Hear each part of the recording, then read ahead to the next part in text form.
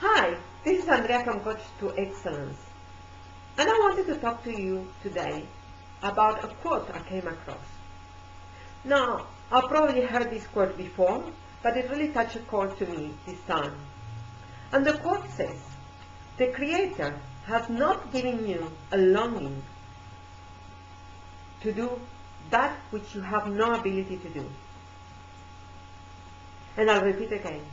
The Creator has not given you a longing to do that which you have no ability to do, but also sweat more than. We all have beliefs and longings in our lives, but few of us take action to achieve them.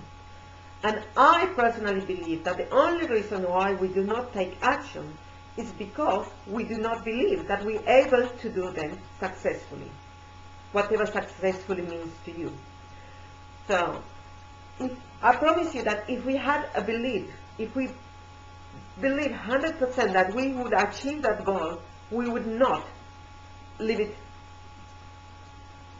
at the back of our mind. We will take action and go and carry it on. I have personally experienced this. I'm an introverted person, and I always had a dream of speaking in front of people. And people will tell me, "You're not able to do it. You're not capable of doing it." And I believe them. And that's why it took me a long time to start doing it. I believe them because I believe them. I didn't know better. Obviously, I believe them. Okay? And sometimes we think that beliefs cannot be changed, that we acquire them for some reason and that we cannot change them, but we can change them. It requires a conscious effort to change them, and it's not going to happen overnight. But we're going to look at that a little bit later. I wanted to talk to you first about two things that this quote brought to me in my mind. One is that we usually teach what we need to learn. We usually teach what we need to learn. People tell me, "I cannot teach this, and I cannot be a coach, and I cannot teach anything because I have not mastered it." But we will not master everything in this lifetime. The day we master it is the day that we depart this lifetime. That's my personal belief anyway. So, and I personally experience that the clients that come to my practice, they are mirroring my issues. They bring up issues that I am dealing with. And as I teach them, and as I coach them in their lives, in the path, in their journey, I learn myself also. And that happens also at school. I used to teach my schoolmates and explain them the lessons, and I used to learn them more because I strengthened what I learned already. And the second issue I want to bring you on is that our challenges become our strengths.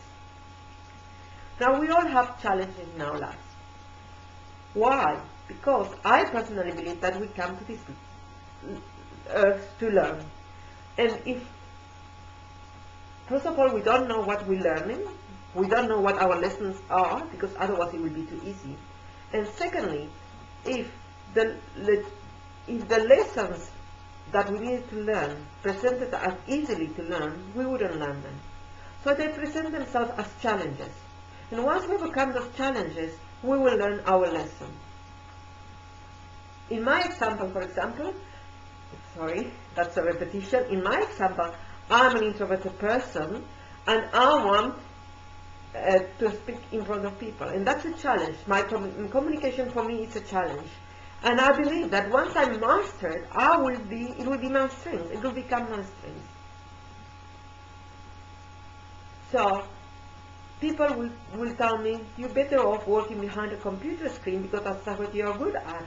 Yes, I might be good at because it comes easy to me. But what my real challenge is speaking in front of people and overcoming that difficulty and learning that lesson. Yeah, sometimes I feel like I should better stay behind the computer and learn something, but what? I would probably regret it at the end of my life. Why didn't I overcome those challenges? Because I had lots of opportunities to overcome them. So, as I said before, all this comes about beliefs. If we believe that we can achieve it, we will do it without problem. Now, where do the beliefs come from? There are different places where the beliefs come from. One is our environment. A person that is brought up in a Western world will not have the same beliefs as a person brought up in an Eastern world, or Christian and Muslim countries will have different beliefs. Our education. A person that has no education will have, or just basic education, will have different beliefs than the person that has a PhD, for example. Our past experiences. If we've been successful at school, at a job, or in relationships, or if we weren't as successful as we wanted to, that will have influenced our beliefs. Our past events, like we've been married, divorced, lost loved ones, also will affect our beliefs. And then also, our creative thinking. Now, what is creative thinking? Is our visualization, our thinking. We can think our beliefs. Whatever we think, we will become. So if we think positively, we will believe positively. So we can change our beliefs with creative thinking. Now, as you can see, we are our beliefs. Whatever we believe, that's what we are. So if we believe little, we will become little. If we believe big, we will become big. And we can change the beliefs. How do we do that? We take notice of our current beliefs, we write them down, and then we take notice of our beliefs that we want to believe. And then we start working on them every day, reminding us that of the new beliefs and believing in them. And also, we need to build references. References is events or evidence that we are believing that. For example, if I want to become an extroverted person, then I go to a queue in a supermarket, in a queue, and start chatting to people. And that will show me that I'm actually a friendly person and I'm not an introverted person. Okay, so that will form a reference. Okay, or if I don't know how to speak in public, then I go and speak in public. I'll join the Toastmasters, and that will form evidence that I can speak in Toastmasters, and that will strengthen my new belief. But it doesn't happen overnight, as I said before. It requires lots of work. But once you change your belief, you will become a different person, because you are your belief. I do believe that you are your belief. If you want to achieve big things, you need to think big.